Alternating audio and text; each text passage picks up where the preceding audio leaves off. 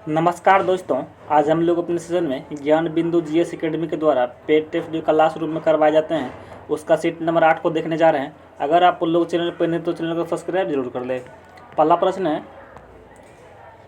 निम्नलिखित में से कौन सा एक व्यष्टि या माइक्रो इकोनॉमिक्स का घटक नहीं है। दोस्तों बात करें माइक्रो इकोनॉमिक्स का, पहला है उत्पादक व्यवहार का सिद्धांत, दूसरा है उपभोक्ता व्यवहार का सिद्धांत और तीसरा ऑप्शन है कीमत सिद्धांत, चौथा है बजट प्रकार का सिद्धांत। ये दोस्तों चौथा जो दिया हुआ है तो यही इसका आंसर हो जाएगा। अगर इसकी थोड़ा व्याख्या दोस्तों बात कर लें तो ये अर्थ इकोनॉमिक्स जो होते हैं, इकोनॉमिक्स को दोस्तों दो भागों में बांटा है, रेगनर फ्रिश ने। पहला है माइक्रो, दूसरा है मैक्रो। तो माइक्रो का हिंदी होता है व्यष्टि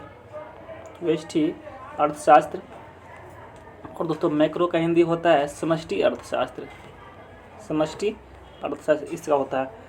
अगर आप दोस्तों बात करें माइक्रो अर्थशास्त्र क्या होता है, तो ये जो होता है ये होता है ये व्यक्तिगत स्तर पर आर्थिक क्रिया का अध्ययन करना। तो क्या कहलाता है, तो ये माइक्रो कहलाता है, व्यक्तिगत स्तर पर आर्थिक क्रिया का अध्ययन करना।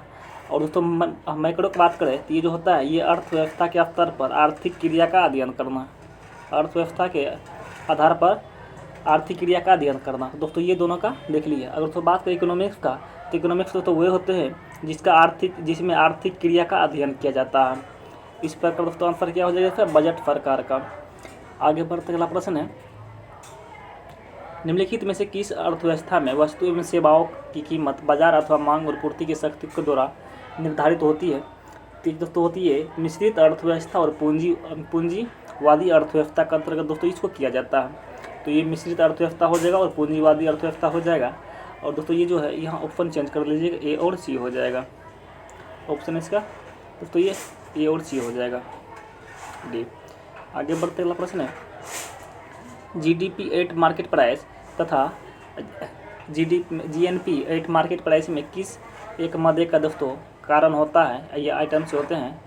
तो इसकी बात करें दोस्तों, ये जो होता है पहले देख लीजिएगा जीडीपी का, तो इसका होता है दोस्तों ये ग्रोस डोमेस्टिक प्रोडक्ट, इसका हिंदी होता है English gross full form domestic product होता है।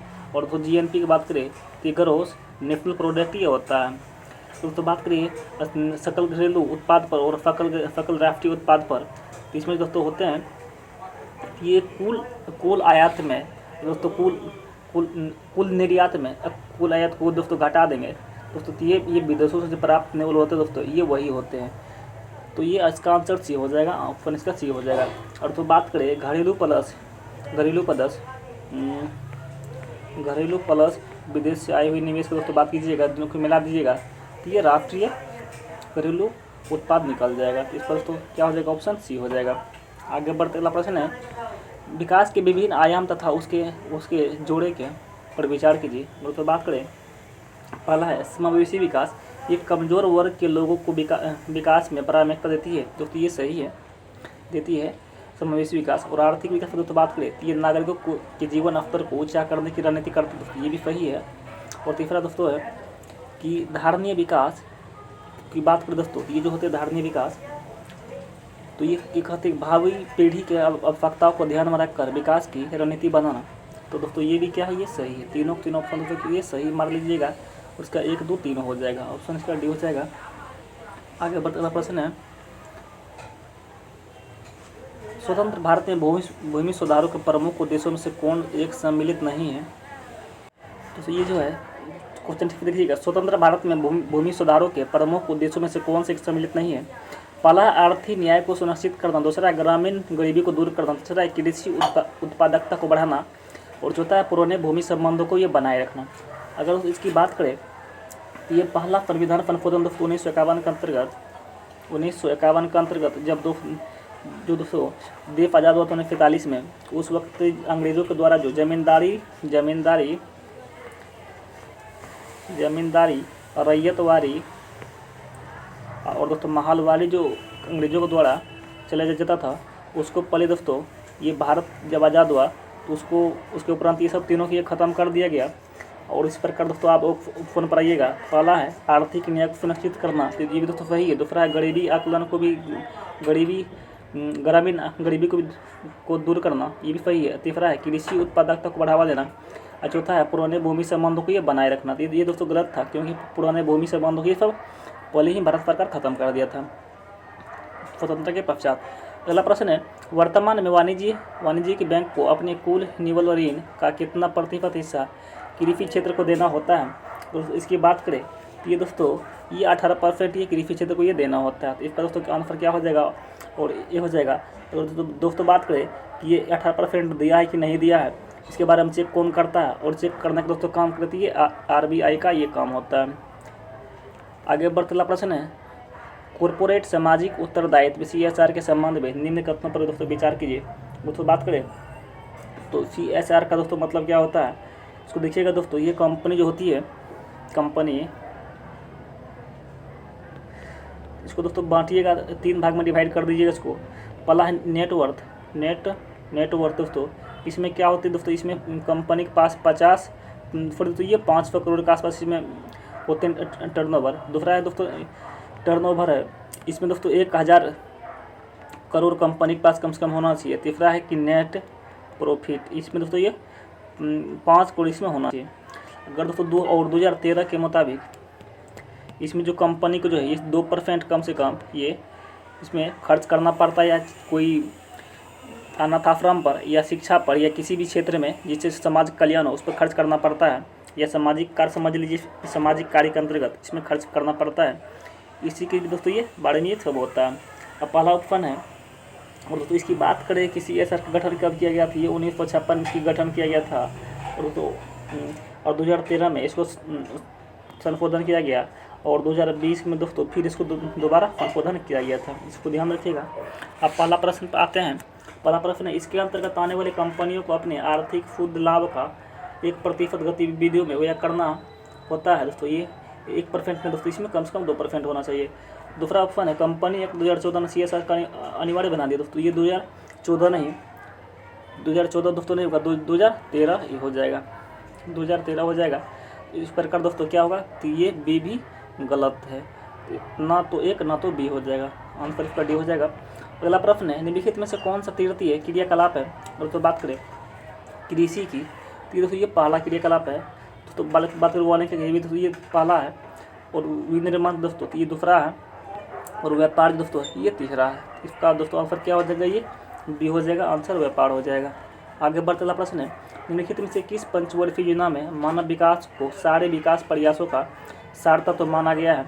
दोस्तों बात करें इसमें किसको माना गया है, तो पहला है तृतीय पंचवर्षीय योजना को, दूसरा है 5वीं पंचवर्षीय योजना को, और तीसरा है 6ठी पंचवर्षीय योजना को, और चौथा है 8वीं पंचवर्षीय योजना को। तो पहले इस सब का देख लीजिए इसका कार्यकाल क्या है। तो दोस्तों बात करें तीसरा पंचवर्षीय योजना का, तो ये 1961 से लेकर 1966 के मध्य चला था, और दोस्तों इसमें योजना दोस्तों ये असफल रही थी। और दोस्तों बात करें ये 5वीं अर्थव्यवस्था का, तो दोस्तों ये 1974 से लेकर 1978 में 78 तक ये चला था दोस्तों। 6ठी की दोस्तों बात करें तो ये 1980 से लेकर 1985 तक चला था, और दोस्तों इसमें दीर्घकालीन लक्ष्य को इसको प्राप्त करना था, दीर्घकालीन लक्ष्य इसके अंतर्गत प्राप्त करना था। और दोस्तों 8वीं की बात करें तो ये 1992 से लेकर 1997 के बीच चला था। इसमें दोस्तों ये मानव विकास के इसमें काम किया गया था, मानव विकास। अब दोस्तों आते हैं क्वेश्चन पर, इसमें बोल रहा है कि मानव विकास के सारे प्रयासों को दोस्तों किसमें किया गया था, ये दोस्तों ये 8वीं पंचवर्षीय योजना के अंतर्गत ये किया गया था। इस प्रकार दोस्तों इसका ऑप्शन क्या हो जाएगा, D हो जाएगा, आंसर D हो जाएगा। आगे बढ़ते अगला प्रश्न है एक इच्छुक तथा योग्य व्यक्ति प्रतिदिन 8 घंटा काम करना चाहता है, यदि उसे अपनी इच्छा के विरुद्ध केवल 4 ही घंटा काम करना पड़े तो इस अवस्था को क्या बोलेंगे। दोस्तों इस अवस्था को दृश्य बेरोजगारी कहेंगे। आगे बढ़ते अगला प्रश्न है निम्नलिखित में से कौन सा एक कथन असत्य है। तो पहला दोस्तों है कि मानव की आवश्यकता अनंत होती है। दोस्तों यहाँ अनंत होती है, मानव की आवश्यकता जो होती है हमेशा अनंत रहती है। दूसरा है साधन सीमित होते दोस्तों, तो ये भी सीमित है। अगर दोस्तों सीमित नहीं दोस्तों ये अगर हम लोग लगातार कोयला का उपयोग करते जाए तो एक समय ऐसा आएगा कि कोयला खत्म हो जाएगा और कुछ बचेगा ही नहीं। पहला देखिएगा दोस्तों, तो ये मानव की आवश्यकता पूर्ति होती है, तो आजकल दोस्तों मान लीजिए कि आजकल हम कुछ मिठाई आजकल खा लिए तो फिर मन करेगा दूसरा मिठाई खाने के लिए। इस प्रकार मानव की आवश्यकता कभी कम नहीं होती, अन्यथा वो अनंत ही होती है। दूसरा है कि दुर्लभता की समस्या चयन को जन्म देती है दोस्तों, तो ये भी दोस्तों ये सही है। और चौथा दोस्तों, संसाधनों के वैकल्पिक उपयोग नहीं होते दोस्तों, ये भी होते हैं, संसाधनों के बहुत वैकल्पिक होते हैं। डीजल, पेट्रोल, मोबिल वोबिल बहुत भी है, बहुत सारे होते हैं। तो इस प्रकार इसका आंसर क्या हो जाएगा, डी हो जाएगा। आगे अगला प्रश्न है, जब कुल उपयोगिता अधिकतम होती है तब सीमांत उपयोगिता दोस्तों क्या होगी। तो दोस्तों बात करें तो पहले उपयोगिता का देख लीजिए, उपयोगिता कहते किसको हैं। उपयोगिता की दोस्तों बात कर लें तो दोस्तों उपयोगिता वस्तु में आवश्यकता को समतुल्य करने की क्षमता को दोस्तों क्या बोलते हैं, ये उपयोगिता बोलते हैं। और दोस्तों बात करें ये सीमांत की, तो दोस्तों सीमांत किसको बोलते हैं दोस्तों, एक अतिरिक्त इकाई से ये प्राप्त उपयोगिता को दोस्तों ये क्या बोलते हैं, सीमांत बोलते हैं। तो दोनों को दोस्तों हो सके याद रखिएगा। अब पूछता है कि जब कुल उपयोगिता अधिकतम होती तब सीमांत की उपयोगिता दोस्तों क्या होती है, दोस्तों ये शून्य हो जाएगी। इसका आंसर दोस्तों क्या हो जाएगा, ये हो जाएगा। अगला प्रश्न है, निम्नलिखित कथनों पर विचार कीजिए। पहला है कि प्रतिस्थापन वस्तु में एक वस्तु की कीमत बढ़ने पर दूसरी की मांग बढ़ जाती है। तो अगर दोस्तों पहले बात कर लीजिए प्रतिस्थापन की, प्रतिस्थापन होता क्या है इसकी दोस्तों बात करें तो ये एक ऐसी वस्तु होती है जिसमें दोस्तों एक दूसरे की जगह इसको इस्तेमाल किया जा सके। तो ये प्रतिस्थापन ऐसी वस्तु होती है दोस्तों जिसमें एक वस्तु की जगह दूसरे वस्तु की इस्तेमाल किया जा सके, यही प्रतिस्थापन होती है दोस्तों। इस प्रकार से क्या ये सही है। दूसरा है कि पूरक वस्तु में एक की कीमत में वृद्धि होने से दूसरे का मांग कम हो जाती है दोस्तों। और बात करें पूरक वस्तु की, पहले देखिए पूरक वस्तु होता क्या है। तो जब दो वस्तु मिलकर एक आवश्यकता को पूरा करें, जैसे कार प्लस डीजल, कलम प्लस रिफिल, तो उसी को दोस्तों क्या बोलते हैं, वो होगा दोस्तों। इस प्रकार से आंसर क्या हो जाएगा, एक और भी दोनों हो जाएगा इसका आंसर। अगला प्रश्न है, उस स्थिति को क्या कहते हैं जिसमें कीमत में थोड़ा सा परिवर्तन होने पर मांग में अनंत परिवर्तन हो जाता है। और इसी बात करती है पूर्ण लोचदार मांग इसको बोला जाता है। इसका आंसर दोस्तों ये हो जाएगा। और दोस्तों बात करें तो इसमें जब नहीं हो, जब परिवर्तन होता है दोस्तों तो पूर्ण लोचदार बोलते हैं। और जब दोस्तों नहीं हो तब इसको पूर्णतया विलोचदार इसको बोलते हैं। और दोस्तों जब कुछ नहीं हो तो इकाई लोचदार इसको बोलते हैं, इसको ध्यान रखिएगा। आगे अगला प्रश्न है, प्रश्न 15, उत्पादन फलन में उत्पादन किसका फलन है। दोस्तों बात करें उत्पादन फलन में उत्पादन किसका फलन है, तो दोस्तों होती है उत्पादन के साधन का ये फलन होते हैं। तो इसका दोस्तों आंसर क्या हो जाएगा, ये बी हो जाएगा। और दोस्तों बात कर लें कि उत्पादन दोस्तों होते कितने प्रकार के उत्पादन के साधन, उत्पादन के साधन की दोस्तों बात करें ये दोस्तों ये 3 प्रकार के होते हैं। पहला है भूमि, दूसरा है श्रम, और तीसरा की दोस्तों बात करें तो दोस्तों इसे उद्यमी के अंतर्गत ही आता है। तो इस प्रकार दोस्तों ये भूमि, श्रम और उद्यमी ये उत्पादन के साधन हैं। आगे बढ़ते अगला प्रश्न है, अर्थव्यवस्था में मुद्रास्फीति की स्थिति में निम्नलिखित में से कौन सा वर्ग लाभ की स्थिति में रहेगा। तो दोस्तों बात करें तो इसमें जो होती है उत्पादक वर्ग जो होते हैं, इसमें दोस्तों ये लाभ में ये रहेगा। और दोस्तों बात करें मुद्रास्फीति की, तो इसकी दोस्तों मतलब होता है महंगाई बढ़ जाना। आगे बढ़ते अगला प्रश्न है, भारतीय अर्थव्यवस्था के संदर्भ में मांग की प्रेरित मुद्रास्फीति का निम्नलिखित में से कौन सा एक कारण नहीं हो सकता है। दोस्तों बात करें, पहला है विस्तारकारी नीतियाँ, दूसरा है राजकोष के प्रोत्साहन, तीसरा है उच्च क्रय शक्ति, चौथा है बढ़ती ब्याज दर। दोस्तों ये क्या होती है, बढ़ती ब्याज दर, ये दोस्तों ये नहीं हो पाती। बाद में राजकोष के प्रोत्साहन, विस्तारकारी नीतियाँ और उच्च क्रय शक्ति से दोस्तों ये हो जाती है। अगला प्रश्न है, विभेदात्मक ब्याज दर योजना की शुरुआत किस वर्ष हुई थी दोस्तों। ये 1972 में इसकी शुरुआत की गई थी। इसका दोस्तों आंसर क्या हो जाएगा, ये हो जाएगा। आगे बढ़ते अगला प्रश्न है, बैंकिंग क्षेत्र में सुधार हेतु गठित उषा थोरट समिति का मुख्य उद्देश्य तो क्या था। दोस्तों बात करें तो ये भारत के पहला विकल्प है, भारत की मौद्रिक नीति ढांचे का विश्लेषण करना था उसको सशक्त बनाना। दोस्तों इसके लिए कौन सा समिति बनाया गया था, उर्जित पटेल समिति दोस्तों इसको ये बनाया गया था। इसका दोस्तों क्या हो जाएगा, उर्जित पटेल समिति के द्वारा इसको दोस्तों ये बनाया गया था। इसको ध्यान रखिएगा। और दूसरा विकल्प है देश के किसी भी गांव में वित्तीय सेवाओं को उपलब्ध कराना तो दोस्तों यही इसका आंसर हो जाएगा। ये बैंकिंग क्षेत्र में सुधार हेतु गठित उषा थेरोट समिति दोस्तों इसके द्वारा ये किया गया था। तीसरा दोस्तों नए बैंकों के परमिट के लिए प्राप्त आवेदनों की समीक्षा करना। और दोस्तों बात करें ये सी का तो ये बिमल जलान समिति के द्वारा दोस्तों तो ये बनाया गया था, बिमल जलान समिति इसके लिए बनाया गया था। और दोस्तों चौथा की बात करें तो ये निम्न आय वाले परिवार के छोटे व्यवसायों का व्यापक वित्तीय सेवा उपलब्ध करना। इसके लिए दोस्तों ये नीचिकेत मोर समिति इसके लिए बनाया गया था। इस प्रकार दोस्तों देखिएगा तो इसका आंसर क्या हो जाएगा, इसका आंसर दोस्तों ये बी हो जाएगा। सब कौन किसके लिए समिति बनाया गया था इस सब का डिस्कशन हम लोग कर लिए हैं। अगला प्रश्न है जिस ऋण प्रतिभूति की अपरिपक्व अवधि 1 वर्ष से अधिक होता है उसे दोस्तों क्या कहते हैं। कर दोस्तों बात करें इसको क्या बोलते हैं, ये जो दोस्तों होते हैं ये दोस्तों ये बॉन्ड होते हैं। इसका दोस्तों आंसर क्या हो जाएगा, ये सी हो जाएगा। और दोस्तों बात करें तो विनिमय पत्र दोस्तों तो ये जो क्या होते हैं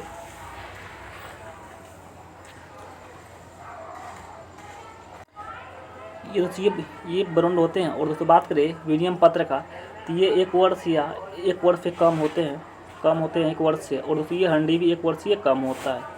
ये विनियम और हंडी दोस्तों ये 1 वर्ष से कम होते हैं। इसका आंसर दोस्तों क्या हो जाएगा, सी हो जाएगा, बॉन्ड हो जाएगा। अगला प्रश्न है निम्नलिखित कथनों में से कौन सा भारत में आयकर के संबंध में कौन सा कथन सत्य है। और दोस्तों बात करें आयकर के संबंध में तो यह एक प्रगतिशील कर है दोस्तों। हाँ यह प्रगतिशील है क्योंकि प्रत्यक्ष कर से ही दोस्तों देश में बहुत सी सुविधा और देश की प्रगति होती है। यह एक प्रत्यक्ष कर दोस्तों ये भी सही है। तीसरा है दोस्तों यह राज्य सरकार द्वारा एकत्रित किया जाता है दोस्तों। तो दोस्तों ये केंद्र सरकार के द्वारा दोस्तों ये केंद्र के लोग द्वारा इसकी ये गलत है। और चौथा दोस्तों यह एक अनुपातिक कर है दोस्तों। यह जो है यह अनुपातिक कर है दोस्तों ये भी एक गलत है। तो ये जो है ये अमीर प्लस गरीब को दोस्तों ये देखकर ये किया जाता है। इस प्रकार दोस्तों ये 4 को भी गलत हो जाएगा। तो इसका आंसर दोस्तों बात करती है 1 और 2 हो जाएगा। आगे बढ़ते अगला प्रश्न है शराब पर उत्पादन कर लगाया जाता है दोस्तों। ये शराब की दोस्तों बात की जा रही है, इस पर उत्पादन कर दोस्तों किसके द्वारा लगाए थे दोस्तों ये राज्य सरकार के द्वारा ये लगाया जाता है। इसको ध्यान रखिएगा। अगला प्रश्न है भारत के बजट के कुल घाटे में किस घाटे का सबसे अधिक योगदान होता है दोस्तों। अगर बात करें इसका सबसे अधिक किस योगदान होता है इसमें जो होती है राजकोष की घाटा की इसमें सर्वाधिक इसमें योगदान इसमें होता है। इसका आंसर दोस्तों क्या हो जाएगा, सी हो जाएगा। अगला प्रश्न है कंपनी अधिनियम 2013 के अनुसार अभिहित पूंजी का क्या निहित अर्थ है। तो बात करें इसके क्या निहित अर्थ होते हैं। इसके दोस्तों होते हैं किसी कंपनी के शेयर पूंजी की दोस्तों ये अधिकतम रकम ये होती है। तो इसका आंसर दोस्तों बी हो जाएगा। आगे बढ़ते अगला प्रश्न है विश्वसनीय प्रतिभूतियों से तात्पर्य क्या है। दोस्तों बात करें तो ये जो होते हैं ये ऐसे शेयर होते हैं जिन पर लगातार ऊंची दर का दोस्तों ये लाभ प्राप्त होते हैं। तो इसका दोस्तों आंसर क्या हो जाएगा, इसका आंसर दोस्तों ये सी हो जाएगा। आगे बढ़ते अगला प्रश्न है विश्व बैंक के नए अध्यक्ष अजय बंगा किस देश के नागरिक है। अगर दोस्तों बात करें तो ये नागरिक अभी किस देश के हैं, ये दोस्तों ये अमेरिका का नागरिक है। और दोस्तों बात करें कि इसका जन्म कहाँ हुआ दोस्तों, ये जन्म दोस्तों इसमें भैया भारत में जन्म हुआ था। और दोस्तों ये महाराष्ट्र में इसका जन्म हुआ था।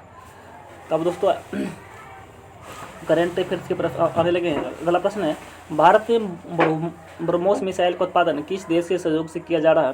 दोस्तों बात करती है रूस के सहयोग से किया जा रहा है। और दोस्तों बात की जा रही है ब्रह्मोस का, तो ब्रह्मोस में दोस्तों ये भारत के ब्रह्मपुत्र नदी से ब्रह्मो लिया गया है। और दोस्तों रूस के मॉस्को नदी से दोस्तों ये मोस लिया गया है। इस प्रकार से ये ब्रह्मोस का ये गठन किया गया था। आगे बात करें तो अगला प्रश्न है भारतीय रिजर्व बैंक का लेखा वर्ष क्या है। तो दोस्तों बात करें भारतीय रिजर्व बैंक का लेखा वर्ष की दोस्तों बात करें तो ये जो है दोस्तों ये भारतीय रिजर्व बैंक का लेखा बैंक का दोस्तों ये जुलाई से जून के बीच ये होती है, जुलाई से जून के बीच होती है। और दोस्तों बात करें अप्रैल और मार्च की दोस्तों ये क्या ये वित्तीय वर्ष होते हैं, ये वित्तीय वर्ष होते हैं। इसको ध्यान रखिए। इसका आंसर दोस्तों क्या हो जाएगा, सी हो जाएगा। अगला प्रश्न है जेफ बेजोस जिनकी गणना विश्व के अग्रणी उद्योगों में होती है निम्नलिखित में से किस कंपनी के एग्जीक्यूटिव चेयरमैन है। दोस्तों बात करती है कि जो तो ये अमेजोन की दोस्तों ये एग्जीक्यूटिव दोस्तों ये चेयरमैन है। इसको दोस्तों क्या हो जाएगा, आंसर दोस्तों सी हो जाएगा।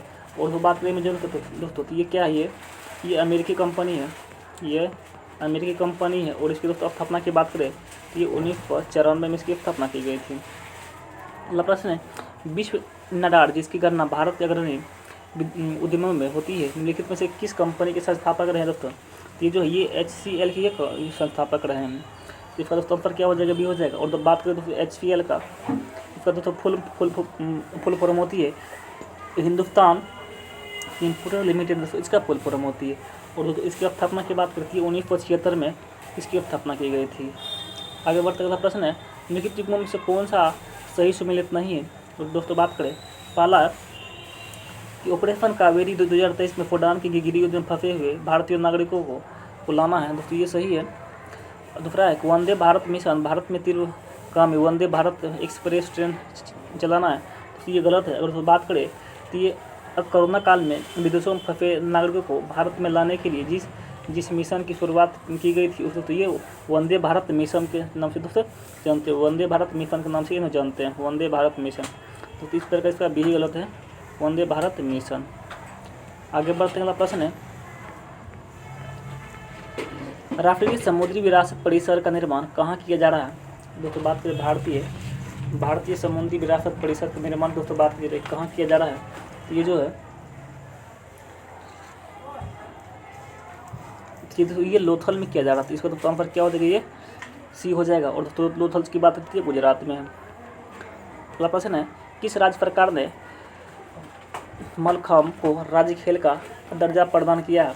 दोस्तों बात करती है मध्य प्रदेश से ये उसको प्रदान किया है मलखम्ब खेल का। अगला प्रश्न है, क्लासिकल पवन वाद्ययंत्र नागेश्वरम को किस राज्य में भौगोलिक संकेत तक GI टैग प्रदान किया गया है? और दोस्तों बात करें तो इसका तो ये दोस्तों ये तमिलनाडु को दोस्तों ये प्रदान किया गया। तो इसका दोस्तों आंसर क्या हो जाएगा? ये डी हो जाएगा। अगला प्रश्न है, संवैधानिक रूप से जनगणना किसके अधिकार क्षेत्र में आती है? अगर दोस्तों बात करें तो ये केंद्र सरकार के दोस्तों ये अधिकार में आते हैं। तो इस तरह का दोस्तों इसका आंसर क्या हो जाएगा? ये हो जाएगा। आगे बढ़ते हुआ प्रश्न है, अधिकृत रूप से विश्व में सर्वाधिक स्वर्ण भंडार किस देश के पास है? अगर दोस्तों बात करें तो ये संयुक्त राष्ट्र ये अमेरिका के पास ये दोस्तों ये है। अगला प्रश्न है, गज उत्सव 2023 निम्नलिखित में से किस राज्य में मनाया गया है? इसकी बात करती है असम में ये मनाया गया। तो इस पर दोस्तों आंसर क्या हो जाएगा? ये सी हो जाएगा। अगला प्रश्न है, निम्नलिखित कथनों पर विचार कीजिए। पहला है, वर्ष 2017 में भारत सिंचाई सहयोग संगठन का पूर्ण सदस्य था, तो ये सही है। दूसरा दोस्तों भारत शंघाई सहयोग संगठन का संस्थापक सदस्य दोस्तों ये क्या है? ये भी दोस्तों ये गलत है। तीसरा दोस्तों है चीन भारत पाकिस्तान कजाकिस्तान का उज्बेकिस्तान शंघाई सहयोग के पूर्ण सदस्य राष्ट्र है, तो ये सही है। और दोस्तों बात करें इसमें शंघाई सहयोग संगठन की, इसमें दोस्तों कितने सदस्य भी हैं? पहले दोस्तों इसमें 8 सदस्य थे, लेकिन अभी इसमें दोस्तों 9 सदस्य हो गए हैं। और दोस्तों बात करें 9 सदस्य कौन है? दोस्तों ये ईरान जुड़ा है। और दोस्तों बात करें तो इसमें चीन दोस्तों 1 2 3 4 5 देश इसमें लिखा हुआ दोस्तों। और बात करें इसमें और कौन है? रूस है, रूस, किर्गिस्तान, कजाकिस्तान और दोस्तों ये ईरान है। तो ये दोस्तों इसके प्रमुख सदस्य देश हैं। इसका दोस्तों आंसर की दोस्तों बात आंसर क्या हो जाएगा? ये 1 और 3 हो जाएगा। अगला प्रश्न है, निम्नलिखित में से किसने जुलाई 2023 में राष्ट्रीय बहुआयामी गरीबी सूचकांक लॉन्च किया है? तो दोस्तों बात करें ये किसके द्वारा लॉन्च किया गया? तो ये नीति आयोग के द्वारा इसको लॉन्च किया गया। तो इसका आंसर दोस्तों ये क्या हो जाएगा? डी हो जाएगा। अगला प्रश्न है, हाल ही में गोलापुर बंदरगाह ने कार्गो हैंडलिंग में एक राष्ट्रीय रिकॉर्ड बनाया कि बंदरगाह किस राज्य में स्थित है? अगर इसकी बात करें तो ये ओडिशा राज्य में ये स्थित है। इसका दोस्तों आंसर क्या हो जाएगा? ये हो जाएगा। अगला प्रश्न है, विंबलडन 2023 में पुरुष एकल फाइनल किसने जीता है? दोस्तों बात करती है कार्लोस अल्कराज के द्वारा जीता गया। इसका दोस्तों आंसर क्या हो जाएगा? ए हो जाएगा। आंसर तो इसका ए हो जाएगा। अगला प्रश्न है, विश्व भारोत्तोलन चैंपियनशिप में भारत के दल का नेतृत्व कौन करेगा? दोस्तों बात करती है मीराबाई चानू के द्वारा दोस्तों ये किया जाएगा विश्व भारोत्तोलन चैंपियनशिप में। अगला प्रश्न है, वार्षिक बुंदेलखंड महोत्सव किस स्थान पर मनाया जाता है? दोस्तों बात करती है हैदराबाद में मनाया जाएगा। इसका दोस्तों आंसर क्या हो जाएगा? ये हो जाएगा। अगला प्रश्न है, IIT की पहली महिला निदेशक के रूप में किसे नियुक्त किया गया है? दोस्तों बात करें तो ये प्रीति अगमलियम को दोस्तों ये चुना गया है। इसको ध्यान रखिएगा, प्रीति अगमलियम की चुना गया है। इसका दोस्तों आंसर ये हो जाएगा। अगला प्रश्न है, SBI कार्ड ने किस पे 2 साल के लिए MD और CEO नियुक्त किया है? और दोस्तों बात करती है अभिजीत चक्रवर्ती को दोस्तों ये नियुक्त किया है SBI ने इमीडिएट CEO। अगला प्रश्न है, किस राज्य ने शहरी जल निकायों के विकास के लिए अम्मा पोखरी परियोजना को शुरू किया है? दोस्तों किसने किया है? ये जो है ये उड़ीसा सरकार को ये चालू किया गया। इसको दोस्तों आंसर क्या हो जाएगा? ये हो जाएगा। अगला प्रश्न है, भारतीय बास्केटबॉल महासंघ का अध्यक्ष इसे चुना गया है। दोस्तों बात करें तो भारतीय बास्केटबॉल महासंघ का अध्यक्ष दोस्तों बात करें BFI के, तो ये आधव अर्जुन को दोस्तों ये चुना गया। तो इसका आंसर क्या हो जाएगा? B हो जाएगा। अगला प्रश्न, निम्नलिखित में से किस व्यक्ति के प्रतिष्ठित लोकमान्य तिलक पुरस्कार 2023 से सम्मानित किया गया है जाएगा? दोस्तों अगर बात करें ये किसे चुना जाएगा, ये नरेंद्र मोदी की तो ये चुना दिया जाएगा। इसका दोस्तों आंसर B हो जाएगा। और दोस्तों ये पूना में होगा, पूना में। अगला प्रश्न होगा, GMAX 2023 अभ्यास कहाँ हुआ? दोस्तों अगर दोस्तों बात करें तो ये भारत और जापान के बीच ये संयुक्त सैन्य अभ्यास है। और दोस्तों ये जो ये विशाखापट्टनम ये आंध्र प्रदेश में होगा, आंध्र प्रदेश में होगा। अगला प्रश्न है, किस राज्य सरकार ने मेधावी छात्रों को स्कूटर प्रदान करने की योजना की घोषणा की? दोस्तों तो ये असम सरकार के द्वारा दोस्तों ये शुरू किया जाने वाली एक योजना है। दोस्तों आज हम लोग अपने सेशन में कुल 25 प्रश्न इकोनॉमिक्स के और 25 प्रश्न करंट अफेयर्स के देखें। अगर पसंद आए तो चैनल को जरूर लाइक सब्सक्राइब जरूर करें। आप लोग को नॉन स्टॉप पढ़ाने की कोशिश पूरी की जा रही है। फिर हम लोग नेक्स्ट सेशन में मिलते हैं। Thank you very much, have a nice day.